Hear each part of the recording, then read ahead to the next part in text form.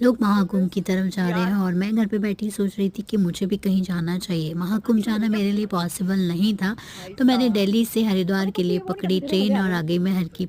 और यहाँ आके मुझे आ रहा था बहुत ज़्यादा मज़ा, क्योंकि पहली बार मैं गंगा जी को इतने पास से देख रही थी। उसके बाद मैंने गंगा जी में लगाई डुबकी, गंगा जी में चढ़ाया दूध। पंडित जी ने बोला था कि भाई यहाँ पे दूध अर्पित करते हैं। उसके बाद हम आए हर की पौड़ी घाट पे, जहाँ पे आरती होने वाली थी और पब्लिक जो है वेट कर रही थी। भाई इतनी कड़ाके की ठंड थी, इतनी ज़्यादा भी आप समझ सकते हो। इस टाइम पे बहुत ज़्यादा ठंड है और मेरी जो ट्रेन थी वो 4 बजे आ चुकी थी। उसके बाद हम आए, हमने अपना सामान रखा एक होटल में।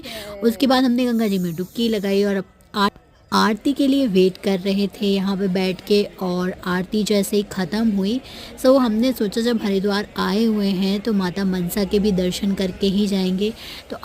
तो आरती के जस्ट बाद ही हम माता मनसा के लिए निकल पड़े। लेकिन इतनी ठंड थी ना भाई, पूछो मत, लोगों के हाथ पैर काँप रहे थे।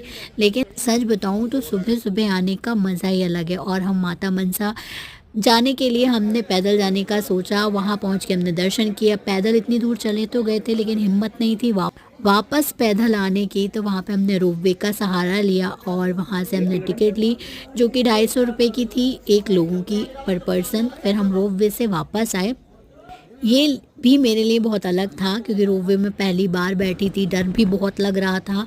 लेकिन अच्छा हुआ कि जो मेरी सीट थी ना, मैं गलती से सीट नहीं थी, पर जो जिस साइड में बैठी सही जगह बैठ गई। क्योंकि अगर मैं देखती, मुझे देखने को मिलता, तो बाय गॉड मेरी तो जान ही निकल जाती थी। क्योंकि खाई में देखना बहुत डरावना होता है। इतना ज़्यादा अगर आप कभी भी जाओ तो मेरा कहना है कि रोपवे से जाओ और पैदल आ सकते हो, क्योंकि आना आसान है, चढ़ना बहुत मुश्किल है, क्योंकि ऊपर चढ़ाई पर है माता मनसा का मंदिर।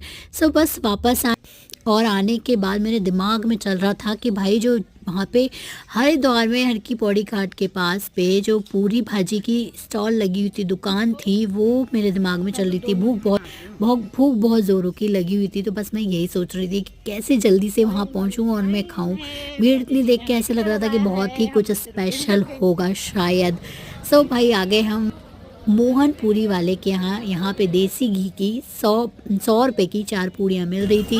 इतनी भीड़ थी, ऐसा लग रहा था कि पता नहीं क्या ही मिलने वाला है यहाँ पे। खैर मुझे इतना ज़्यादा, सच बताऊँ, मुझे बिल्कुल भी ज़्यादा पसंद, क्योंकि जो आलू और चने की सब्ज़ी थी उसमें हींग की मात्रा इतनी ज़्यादा थी कि मेरा दिमाग ख़राब हो गया खा के।